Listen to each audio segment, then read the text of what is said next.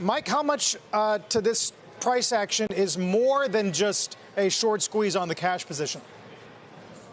Well, I certainly think there's something of that going on, but at the same time, the numbers really are impressive. If you looked at the number of vehicles that Tesla has delivered this quarter, it's close to 100,000. That puts them on a 400,000 vehicle a year run rate. Their margins are getting better. And certainly the Model 3, if you live here in California at least, has become a bit of a staple. You see them everywhere on the road. So you're really seeing the evolution of a business going from fundamentally what was a niche provider of electric vehicles to really mainstreaming. I mean, they're starting to compare to volumes that are quite like some of the luxury automobile manufacturers out there. So you have to take your hat off to them. It's a pretty impressive drive that they've made. And I do believe that this is a real car company, not just a niche manufacturer anymore. Ah, interesting. Farhad Bernstein does say today that it's a real step forward in validating the long-term model. What do you think? Yeah, I agree. I mean, it took a while to get here, and there were questions along the way. I mean, especially in the production side of it. But they are making a lot of cars now, and they are all over. I think the thing they have to be careful of is there's going to be a lot more competition soon. Mike mentioned all those Model 3s on the road right now. They've gotten a bit stale here in California. I feel like I really wish there was an alternative great electric car, and there are going to be many coming on the market soon. And so that might be a thing. They're going to lose the federal tax credit. But it's really impressive. I think they've done a good job. Mike, I wonder what you think about all of the automation claims and this idea of self-driving, all the software and technology that Tesla is rolling out in its vehicles, and this idea of a self-driving fleet as soon as next year. Realistic? Do you think that could happen? Well, let's parse it in two ways. Tesla does some things that extraordinarily well that are separate than the notion of an electric vehicle. If you looked at all their systems, the connectedness of it, the way they can do software upgrades, the way the vehicle gets constantly improved through software, that's pretty phenomenal stuff. And yes, there is going to be competition, but that's pretty unique, I would say, and it's going to keep them ahead for a while. I think the notion of autonomy is a very interesting one. It will be out there.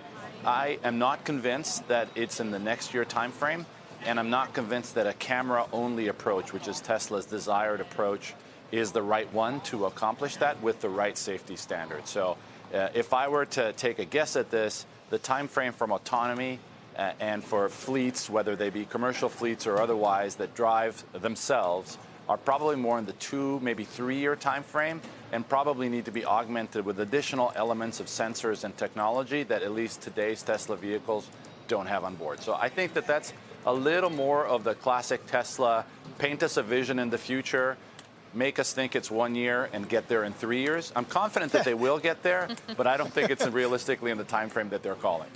Yeah, well, you got regulatory friction to think about as well. It's not entirely in Tesla's hands. Let's switch to Twitter, guys. Going the opposite way this morning. As everybody knows, shares getting hurt on weak guidance. This revenue miss, stocks down almost 20%. Farhad, you've had your own personal journey when it comes to Twitter. What do you make of it when people say that a tech company should have had this bug figured out? Yeah, I mean, the bug is crazy. I agree. I mean, I don't understand, like, a bug that affects revenue in that to that great a degree, and for it to go on that way. I mean, it just points to sort of fundamental product problems with the company, which, we've known about for some time. They're just very slow on changing and noticing product problems with their product. I mean, it's still, the network is still in wide use.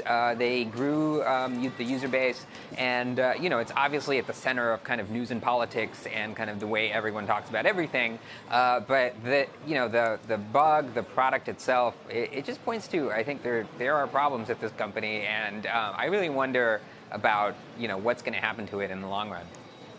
Mike, big picture, you look at where Twitter is trading versus, say, its IPO price. Look at where Snap is trading. I wonder, people are always talking about, who's going to be the number 2 or who's going to be the number 3 in a given market. What happened in social? Was there even any? I mean, is YouTube the answer to who became the number 2 in social when at the time that wasn't even considered to be a social company? How are you thinking about that as you look at potential investments on the VC side? Look, realistically, it's really hard to think about a number two to Facebook, in particular because in the case of Facebook, it's more than one product. You have Facebook and you have Instagram. So you could argue that Facebook is one and Instagram is already number two, and they're all in one company. So I don't know that you can really claim a number two. And definitely, the landscape is very covered right now. So as a venture capitalist, thinking about investing in social is extremely tricky right now. I do think that if you compare the two smaller guys, Snap and Twitter, I think Snap has demonstrated a higher ability to do some innovation on their product, whereas the Twitter product does feel pretty much the same way it was. I mean, the UI might be a little bit better or different, but one of the challenges, Farhad brought up this issue of they got to be operationally better. One of the challenges, I think, is that the company is basically the same company it was with the same product it was 3 or 4 years ago. And the kind of the innovation flywheel doesn't really feel like it's moving for Twitter, whereas for Snap, at least, it does feel like something is going on there.